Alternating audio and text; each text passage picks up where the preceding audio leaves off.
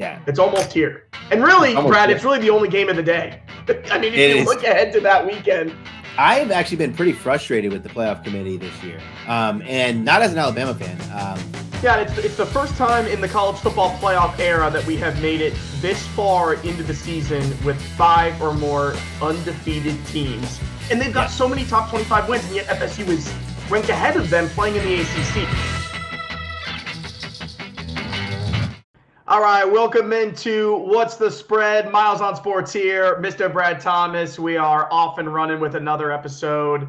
A week before rivalry weekend, it's always a little bit of a weird time here in November. It almost feels like, I'm just counting down the days to Ohio State, Michigan, so it always feels a little odd the week before. But Brad, how we doing? How we feeling going into Thanksgiving?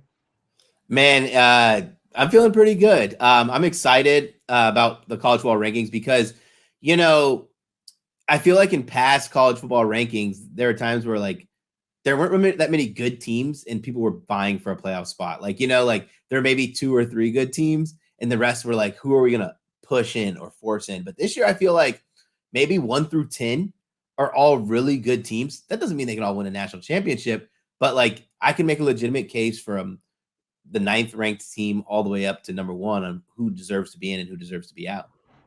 Yeah, it's the first time in the college football playoff era that we have made it this far into the season with 5 or more undefeated teams. And we're going to be looking at one of those, a couple of those undefeated teams today. But I wanted to get into the rankings a little bit, and something that I've been noticing year after year with how they are ranking the top 4. And specifically want to talk about the Georgia, the Ohio State, and the Michigan of it all, because safe to say that those have been 3 of the best programs in the college football playoff rankings of the past 3 years. They've been consistently in the top 4, if not number 1, number 2, and number 3.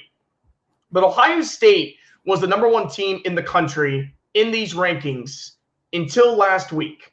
And I want to make it very clear that I don't have any problem at all with Georgia being number 1. But this is actually the main point I'm trying to make. Georgia is the number 1 team in the country. They haven't lost in nearly 3 years, it feels like. I don't even know how many games they're up to at this point, 27, 28 straight wins. They are the number 1 team in the country and should have been the number 1 team in the country in the first rankings. But the reason that they weren't is because they say that their resume wasn't up to par to that point. I don't care. It doesn't matter. Georgia has not lost a game in a very long time. So I think that we need to get rid of the fact of, okay, up to this point in this current season, this team A is the team with the best resume. Because you could have argued Ohio State was the team with the best resume. But we need to stop pretending like we're looking at things through the lens of only the current year. Ohio's college football is cyclical, right? So this isn't like the NFL. This isn't like the MLB. There is not as much time as you think between the national championship and spring practice. I mean, Brett, it's a couple of months. And yes, players change and coaches change, and I get that. But when you've got a program like Georgia, there is no time off. There is no day off. This is the same Georgia that we have seen win back-to-back national championships. And I'm tired of the way that they're ranking the top. If you're going to put Ohio State 1 in the first rankings, then if they remain undefeated, there should not be any reason that you take them out of that number 1 spot. So just put Georgia 1 in the first rankings. And then even to further that point, put Michigan over Ohio State. Ohio State lost to Georgia in January. Brad. It was less than a year ago. They lost to Michigan in November. Almost a year away, but still less than a year ago. Lost to Michigan 2 years in a row. So put Michigan ahead of Ohio State and keep them there until Ohio State beats them. I want to say this. I've actually been pretty frustrated with the playoff committee this year. And not as an Alabama fan, but for it's more of this year felt like the parameters changed for different teams, right? They want to preach resume. Ohio State was number 1 in the country because of resume. But then when it comes to Oregon over teams like a Texas, they want to say eye test more than resume. Who has Oregon beat?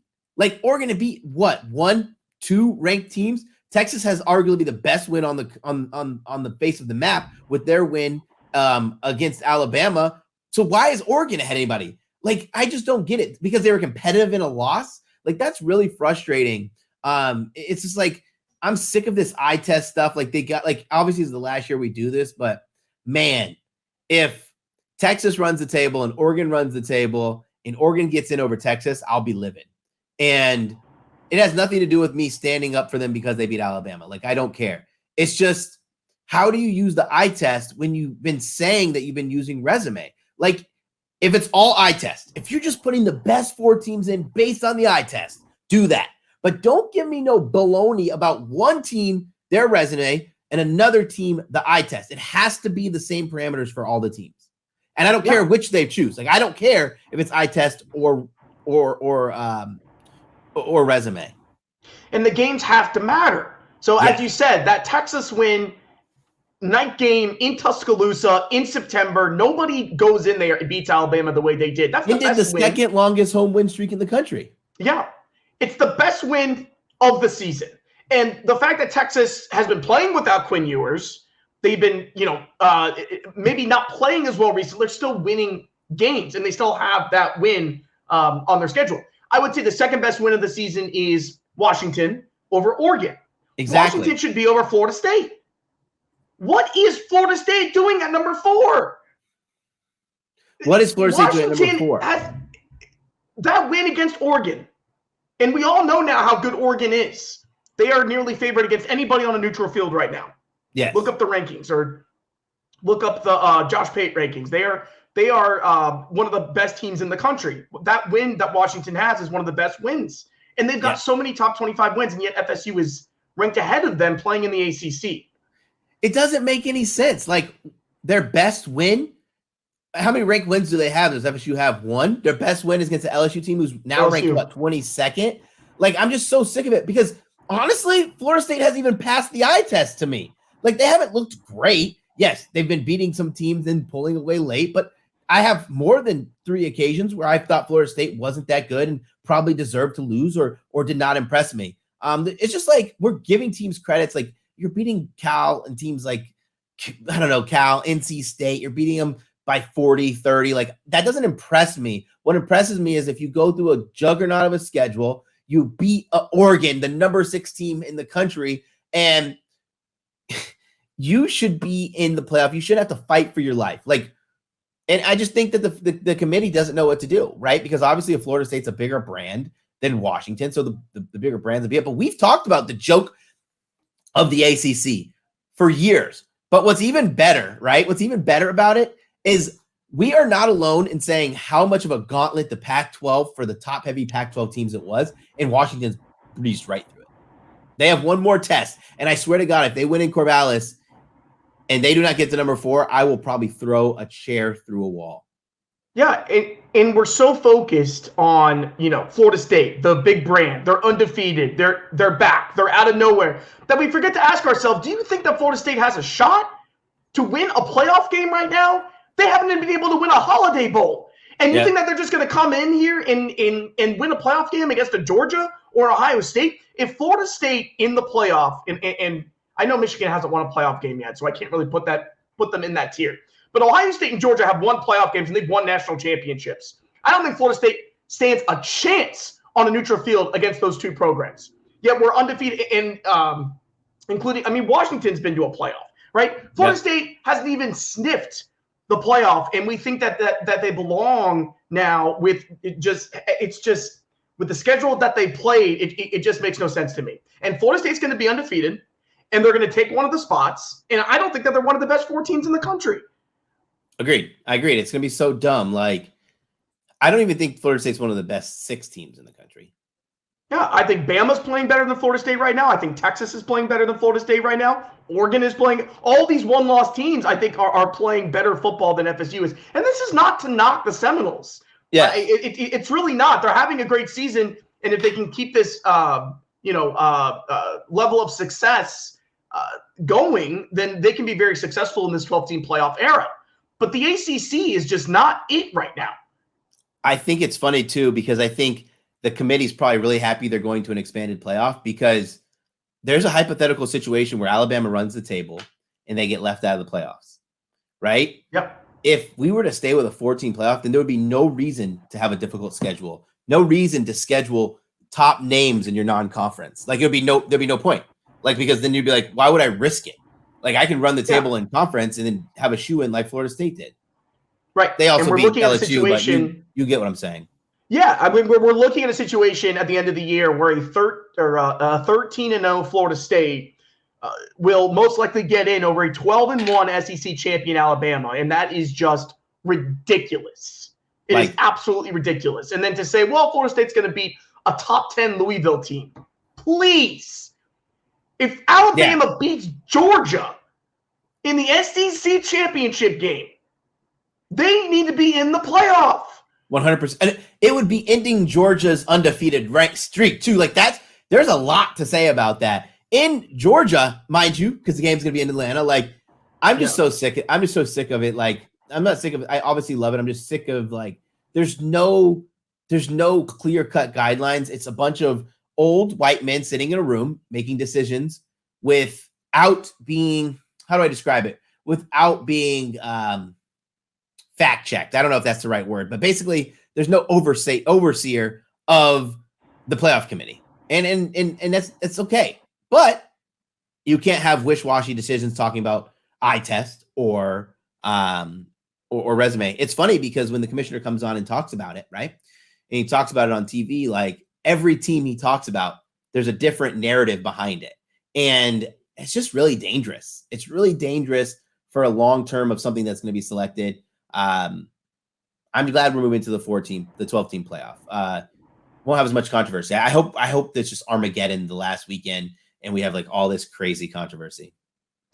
Yeah, because it really it does feel like this is finally the year where there's going to be, maybe even two teams left out of the playoff that are deserving. So we'll see how it shakes out, man. Let's get into the games this weekend. We're going to go ahead and start, as you mentioned, in Corvallis with number 5 Washington going on the road to face number 11 Oregon State. It's been very interesting to see the line movement in this game, to see where it opened out, to see where it's sitting at right now, because we've got Oregon State sitting as a 2.5-point favorite here. What are your thoughts on this matchup?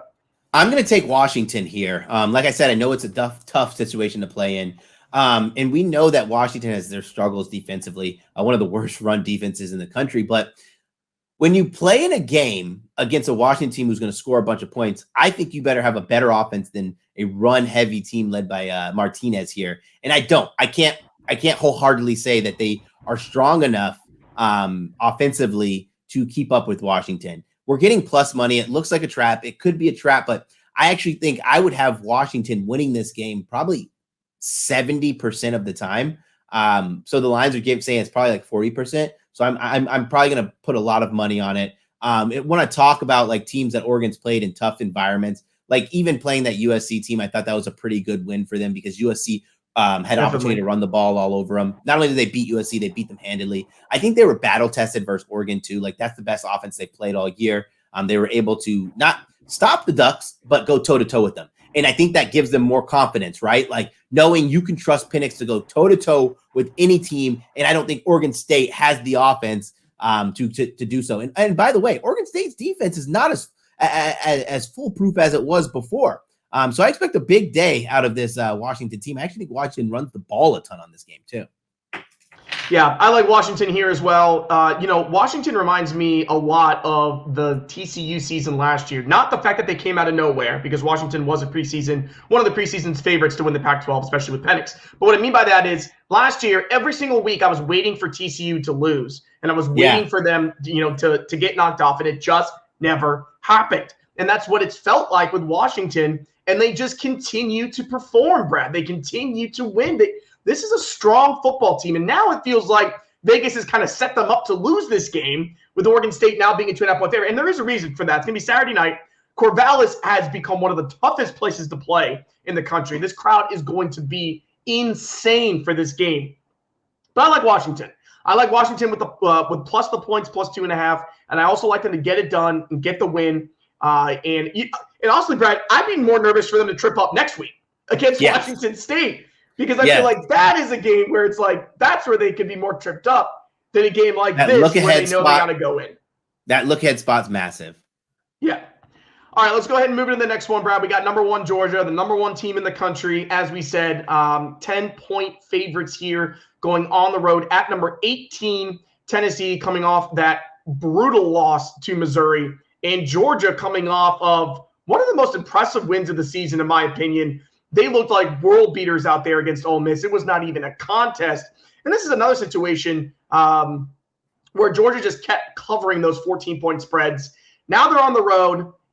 Why is it only 10 points? I like Georgia in this spot, Brian. I'm not going to bet against Georgia at this point. I've kind of done a little bit too much of that this season. There's nothing that Tennessee has shown me that makes me think that they can stay in this game. The only reason would be, and I've seen a lot of this on Twitter as well, the only reason they can stay in this game is if Neyland Stadium is rocking. Obviously, there's some kind of history here for the fact that it's only a 10-point spread. It must be something with Neyland, Georgia going on the road. But this is a team on a mission. Carson Beck is coming into his own. Brock Bowers is healthy. The defense completely shut down Ole Miss last weekend. I'm rolling with the Bulldogs here on the road. I'm going with Georgia as well. Last weekend, I took Georgia's 2 alt lines. I think I took 13.5 and 19.5, both cashed. Listen, this is not Tennessee from last year. They don't have Hendon Hooker. They don't have Jalen Hyatt. They're a run-first team to me, and I think Georgia can stand up against a run. What's been impressive, and I think the roles kind of flipped actually, is how the teams score. Georgia's now scoring more at will. I think they're top 7, top 10 in net points per drive, where you have a Tennessee team who is struggling to score and getting the most out of their possessions. That's because Joe Milton, the big arm he does have, but he's not the quarterback they thought he was going to be, or at least hoped he was going to be. I don't care the game is at Neyland. I don't care that it's a night game. I think Georgia wins this game probably by 21 plus. I actually took them to win this game by at least 14 as well for plus 115.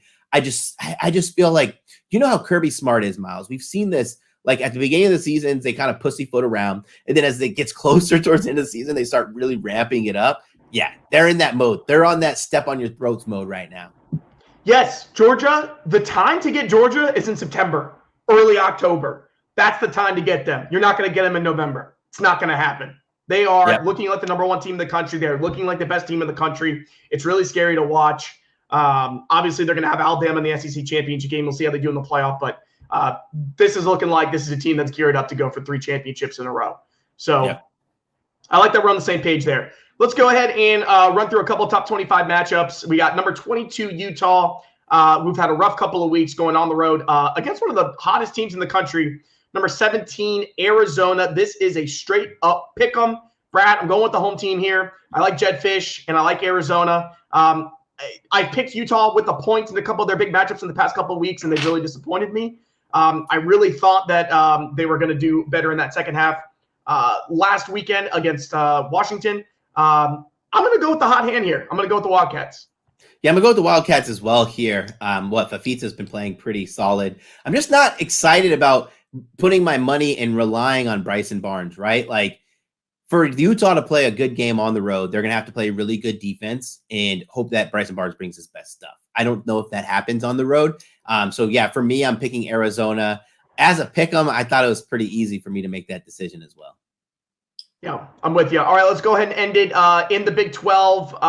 Number 21, Kansas State, going on the road at number 25, Kansas. Both schools having some pretty good seasons. It's a huge rivalry game. Kansas State is 8-point favorites on the road. Who do you like in this matchup?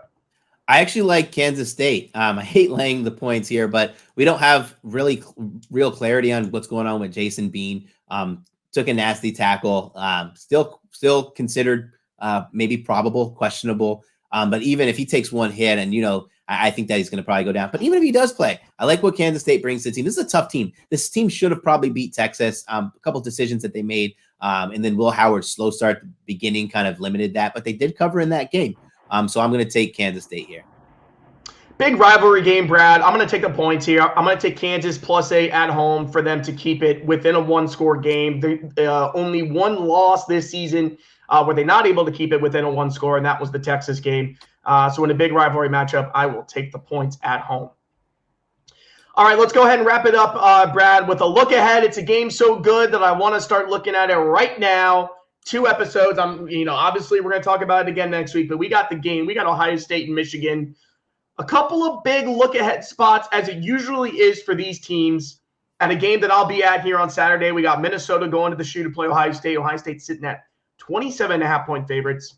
And Michigan's going on the road to play Maryland as 19-point favorites. Something to keep in mind. As soon as Ohio State went up 35-0 on Michigan State, Ryan Day pulled all of the starters, and it was all the backups for the second half. I assume that Michigan will do the same on the road at Maryland. Both coaches, well, apparently Sharon Moore for Michigan and Ryan Day for Ohio State, both coaches are going to want to go into this game healthy. Who do you think is more likely to not cover a spread or be in trouble this weekend? Just Ohio State, just because it's I don't want to say it was like trouble to lose, but that's just a massive spread. I actually bet Michigan, not Michigan. I actually bet Maryland team total under 14.5. I think just defensively, Michigan is going to put so much pressure on them. Not that you guys don't play a good defense, right? Not by any means. You guys play really good defense, but it's just different. Like if you guys are having a bad day from Kyle McCord, I don't think that you guys are going to have as much success leaning on your running game, right? Michigan didn't throw a single pass in the second half of the game last week and still looked really dominant. It's just a game that I really gonna have to side with Michigan just being able to just pound the rock. But I do believe probably both of you guys covered. I took Minnesota team total under as well. Yeah, I like Michigan to cover on the road at Maryland. That's been a trot spot for Ohio State in the past, but the way they're playing, I just don't think it's going to be any issue. And Michigan, obviously, as we saw in that Penn State game, they're playing with a lot of emotion in a good way, and they're really playing for each other. It's a scary team right now. They got Ohio State, who actually covered a massive spread last week, but two massive spreads in a row, back-to-back, a huge look-ahead spot. It is senior day. It's a home game. I like Ohio State to come away with the win, but probably not win it by 28. Now, next weekend, Ohio State and Michigan in Ann Arbor. I've already seen spreads of about 6 and 6.5. I think that spread's going to get up to like 7 or 7.5 by the time game time hits on Saturday. Yeah, I unfortunately think Michigan's probably going to win this game, probably by 10. It's nothing, personal, Miles. It's just this Michigan team. They don't need to be good, right? Like they don't need to be good to cover spreads just because their defense is suffocating. Like whereas Ohio State, the way their offense runs, it needs to be good against good defenses, not to turn the ball over. Like Kyle McCord on the road, hostile environment. What do you think about the game? Are you nervous or are you pretty confident in your boys? Yeah, nervous is not even the word to describe how I feel about this game. I agree with you. I'm not feeling great about a victory. The fact that Harbaugh's not going to be on the sidelines and it's going to be Sharon Moore, and if we lose the game, then it's going to be a bad narrative. If we win the game, it'll be because Harbaugh wasn't on the sidelines. It's really a lose-lose situation for Ohio State right now. But the way that Michigan team played against Penn State, where they didn't even have to throw the ball. Now, I will say the one weakness that I saw in that team is what I saw in that Penn State-Michigan game was Penn State came after McCarthy immediately on those first couple of drives, and Michigan had to make adjustments that they didn't want to make, and that's just to keep the ball on the ground because they could not contain that pass rush. So if Ohio State is able to do that, especially early on, I think that's going to give them a huge advantage. But the fact that Michigan is able to do what they did, and Corum is looking like an NFL back right now. Yeah, he is. Behind that offensive line, it's going to be a tough matchup. I look forward to breaking it down more next week and when we have an actual spread to talk about. But yeah, it's almost here. And really, Brad, it's really the only game of the day. I mean, if you look ahead to that weekend, that's really it. So it's basically a playoff game that we get on November 25th, and then we get another one for the SEC championship. So, yeah, it was funny because obviously my birthday is the day after, and so I was like planning what I was going to do for my birthday, and it's funny because I was like, I want to be at a sports bar, but like I'm only timing the sports bar around the Ohio State game. Like the Iron Bowl, we're gonna be back in the condo. I'm gonna be chilling. Like that's not all that important to me. Yeah, it's all about the game. You know what I'm saying? Right. The game is the game. Like that has massive playoff implications. All right. Hopefully we get a good one this weekend. Yeah, man, this was fun. If you guys are listening to us in podcast form, remember to rate and subscribe. If you're watching on YouTube, make sure you comment, ring the bell, and subscribe. For Miles Markiewicz, I'm Brad Thomas. Best of luck this week.